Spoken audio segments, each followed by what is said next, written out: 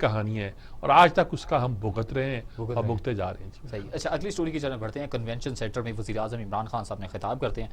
وہ انصاف lawyer forum سے خطاب کرتے ہیں. سپریم کورٹ ان کو نوٹس بھیج دیتی ہے جس میں پنجاب کے ہوتے ہیں اور بھی لوگ ہوتے ہیں, بیوروکریسی والے لوگ بھی ہوتے ہیں, ان کو بھی نوٹسز بھیجے. کیسے دیکھ رہے ہیں آپ یہ؟ ہاں انہوں نے دیکھو یہ جسٹس فائز عیسیٰ نے کیا.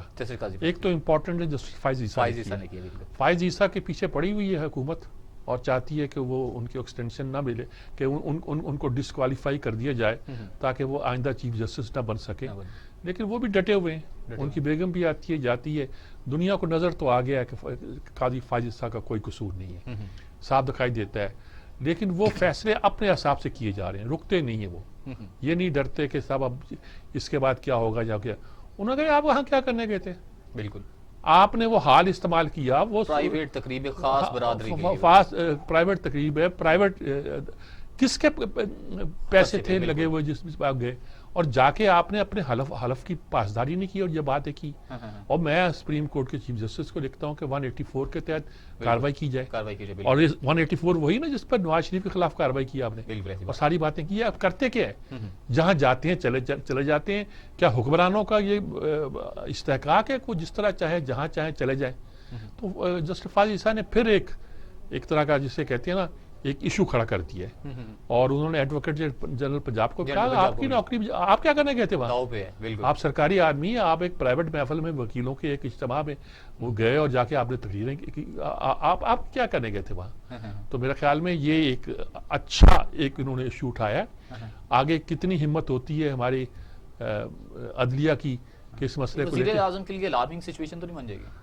نہیں, اگلے کیا بنتی ہے کیا نہیں بنتی, ججز کے ساتھ تک ڈانٹ ڈپٹ کر کے فکرے بازی کر کے بات ختم کرتے ہیں یا کوئی دوسرا سٹانس لیتے ہیں جو میں کہہ نہیں سکتا. لیکن کیس بنا دیا کہ یہ حکومتیں کس طرح ذرائع کو استعمال کرتی ہیں. شاہد خاقان عباسی کی سٹوری ہمارے ساتھ ہیں شائق عثمانی صاحب, جسٹس ریٹائرڈ شائق عثمانی صاحب ٹیلی فون لائن پر موجود. جی السلام علیکم شائق عثمانی صاحب.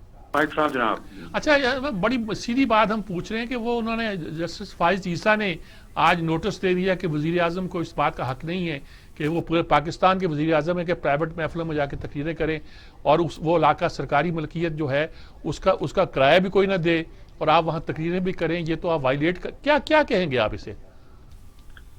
دیکھیے بات تو صحیح ہے. دیکھیے یہ پارلیمنٹری فارم آف گورنمنٹ میں جو پرائم منسٹر ہوتا ہے وہ ایک تو گورنمنٹ کا ہیڈ ہوتا ہے, دوسرے اپنی پارٹی کا بھی ہیڈ ہوتا ہے. ٹھیک بات ہے. تو اس کو 2 فنکشنز پرفارم کرنے ہوتے ہیں. ٹھیک ہے. لیکن ضروری یہ ہے کہ دونوں میں کوئی کمبینیشن نہیں ہونا چاہیے, ٹرانسپیرنسی ہونی چاہیے. ٹھیک ہے.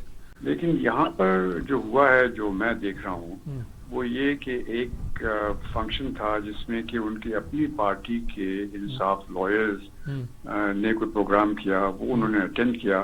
obviously وہ جو انہوں نے اٹینڈ کیا وہ ایز اے پارٹی ہیڈ کیا, not as a prime minister. تو وہ جب انہوں نے ایز اے پارٹی ہیڈ کیا تو اب اس کو ایسی نیوٹرل جگہ پہ ہونا چاہیے, ایسی جگہ پہ ہونا چاہیے جس سے کہ گورنمنٹ کا کوئی تعلق نہیں. ٹھیک ہے. ٹھیک ہے. تو جہاں پہ انہوں نے کیا ہے وہ کنونشن ہال جو ہے وہ تو گورنمنٹ کی پراپرٹی ہے. وہ میرے خیال میں رینٹ آؤٹ تو کر سکتے ہیں آپ, لیکن اس کے لیے پیمنٹ ہونی چاہیے. ٹھیک ہے. تو وہ انہوں نے کی نہیں, اور وہاں پہ جا کے انہوں نے اپنی سیاسی تقریر بھی کی اور دوسری بھی چیزیں کی. تو میرے خیال میں اس پوائنٹ آف ویو سے تو یہ صحیح ہے کہ ٹرانسپیرنسی کے لحاظ سے یہ یقیناً صحیح چیز نہیں تھی. اب انہوں نے چیف جسٹس کو جو لکھا ہے کہ 184 کے تحت کارروائی کی جائے, تو کیا اس کا امکان ہے کہ کچھ نہ کچھ بات آگے بڑھے گی؟ لگتا ہے جی اب جب وہ ڈسکشن ہوگی, جب کورٹ میں جائیں گے, تو اگر سپریم کورٹ اس نتیجے پہ پہنچتی ہے کہ پرائم منسٹر صاحب نے غلط کام کیا, ان کو نہیں کرنا چاہیے, تو یقیناً پرائم منسٹر صاحب اس کو معافی مانگ لیں گے اپنی, اس میں غلطی ہو گئی جیسا لوگ کہتے ہیں. اگر وہ نہیں معافی مانگتے تو اس صورت میں یقیناً وہ 184(3) کے تحت وہ کارروائی ہو سکتی. اچھا اگر اس طرح کی یہ احتیاطیں کی جائیں, عدلیہ اس قسم کی نگرانی بھی کرے اور نظر بھی رکھے اور اس طرح کے معاملات پر وہ کچھ کارروائی کا بھی آغاز کر دے, تو ہمارے یہاں جمہوریت مضبوط تو ہو سکتی اس طرح. جی ہو سکتی ہے. دیکھیے اس میں اس دفعہ یہ ہوا تھا کہ نارملی یہ چیز نوٹس نہیں ہوتی, لیکن چونکہ یہاں پر وکیل انوالو تھے اور خاص طور سے چونکہ ابھی سپریم کورٹ کے الیکشن ہونے والے ہیں اور یہ جو فنکشن کیا گیا تھا وہ میرے خیال میں اس مقصد سے کیا کیا ہوگا بالکل ٹھیک ہے کہ سپریم کورٹ کے الیکشنز کے لیے پرائم منسٹر کو بلایا جائے، ذرا ٹوٹا ہو اور بات چیت ہو، اور وزیر اعظم صاحب آئے ہیں تو یہ اس سے ان کا جو شہرت بڑھتی ہے، تو اس چیز کو استعمال کرنے کے لیے تو وہ غلط اقدام تھا بار کاؤنسل کا. اسی وجہ سے آپ نے نوٹس کیا، بالکل بار کاؤنسل کو بھی نوٹس دی، ان کو بھی نوٹس دی. تو یہ تو میرے خیال میں ایک لحاظ سے چونکہ آج کل تو ٹرانسپیرنسی کی بات ہو رہی ہے اور ایمانداری کی حکومت کی بات ہو رہی ہے، تو اس لحاظ سے میرے خیال میں ان کی گورنمنٹ نے جو کورٹ نے جو نوٹس دیا ہے وہ صحیح نوٹس دیا. بالکل ٹھیک بات. بہت بہت شکریہ آپ کا عثمانی صاحب، بہت مناسب بات کی. بالکل اس کا سمجھ آ جاتی ہے کیوں نوٹس دیا گیا اور نوٹس دینے کا مطلب کیا ہے اور مقصد کیا ہے. میرے خیال میں اس طرح ہی ہمارے ہاں ہوتا رہے تو ہمارے حکمران جو ہیں وہ زیادہ بہتر طور پر آگے بڑھ سکیں گے، جیسا کہ وہ ابھی آپ شاہد خاقان عباسی کا ہے. بالکل کہ انہوں نے کہا ہے کہ اس پہ عمران خان پہ بھی کوئی مقدمہ بالکل ناجائز، نیب کا ناجائز استعمال کر رہے ہیں. ناجائز، انہوں نے کہا نیب کا وہ استعمال کر رہے ہیں، انہوں نے کہا یہ بھی ناجائز استعمال ہے. صحیح ہے.